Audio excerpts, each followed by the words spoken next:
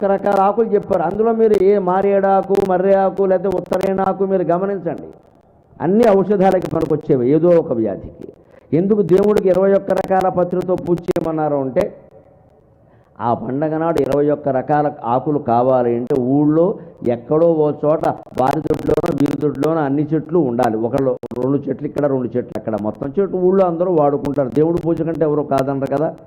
వారి దొడ్లో ఓ 2, వీరి దొడ్లో ఓ 2 ఉంటే తెచ్చుకుంటారు. అలా ఉంటే అర్ధరాత్రో అపరాత్రో పసిపిల్లలకు కానీ పెద్దవాళ్ళకి కానీ ఆకు పసరు అవసరమైతే ఫలానా ఆకు పసరు పట్టుకురనేంటి, ఇది ఎక్కడ ఉందంటే మొన్న తెచ్చాం కదా ఫలానా రెడ్డి గారి దొడ్లో ఉంది, వినాయక చవితి నాడు తెచ్చాం, అక్కడికి వెళ్ళండి అంటారు. వెంటనే పట్టుకొచ్చి ఆకు పసరుతో వైద్యం చేస్తారమ్మా. అది వినాయక చవితి పండుగ రహస్యం.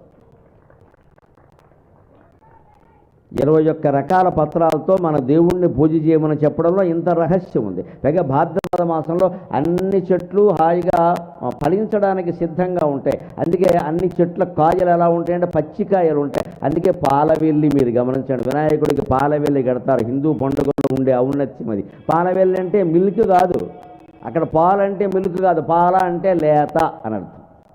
మొక్కజొన్న కంకుల్లో లేత కంకుల్ని పాల కంకులు అంటారు, లేత కంకుల్ని పాల కంకులు అంటారు. దానికి ఇప్పుడు అదవ పేరు ఒకటి పెట్టారు, బేబీ కార్న్, దిక్కుమాలిన పేరు అంటారు దీన్ని. ఇక్కడ ఇంగ్లీష్ భాష వచ్చి మొత్తం చెడగొట్టింది, అందమైన పదాలండి. పాల కంకులు అంటారు. అవేం పాలుగారం అంటే పనిగట్టుకుని లేత కంకులు అని అర్థం అంతే. భాద్రపద మాసంలో సరిగ్గా మొక్కజొన్న కంకులు కానీ, వెలగపళ్ళు కానీ, జామకాయలు కానీ, మారేడుకాయలు కానీ అన్నీ లేతగా ఉంటాయి, పచ్చి దశలో ఉంటాయి. అవే వినాయకుడు కడతారు. అందుకే పాలవెల్లి, లేత దశలో ఉన్న కాయల్ని కట్టిన పందిరి, ఎందుకని దాన్ని పాలవెల్లి అని పెట్టారు పేరు. ఎంత అందమైన పేరు పెట్టారు. అవి ఎందుకు పూజ చేయడం, అవి ఏదో పెట్టకపోతే దేవుడు కోప్పడతాడు కాదు. ఆ లేత దశలో ఉన్న పంటలను రోజు పొలం వెళ్ళి చూసుకుని కాపాడుకో, లేకపోతే పంటలు పాడైపోతాయి. వినాయకుడు పూజ ఎంత ముఖ్యమో నువ్వు వ్యవసాయానికి వెళ్ళి పొలం చూసుకోవడం కూడా అంతే ముఖ్యం. అందుకని పాలవెల్లి ఏర్పాటు చేశారు. పాలవెల్లి అంటే లేత పంటలు. అందుకే వినాయకుడు పాలవెల్లి కట్టేవి చూడండి, ముచ్చుకలతో ఉంటాయి. జామకాయలైనా వెలక్కాయలైనా ఏదైనా ముచ్చుకలతో ఉంటాయి. ముచ్చుకలతో ఉంటే తప్ప కట్టడం వీలు కాదు. లేత ఎలా కడతాం, ముచ్చుకతో ఉంది అంటే ఇంకా పండలేదు అని అర్థం.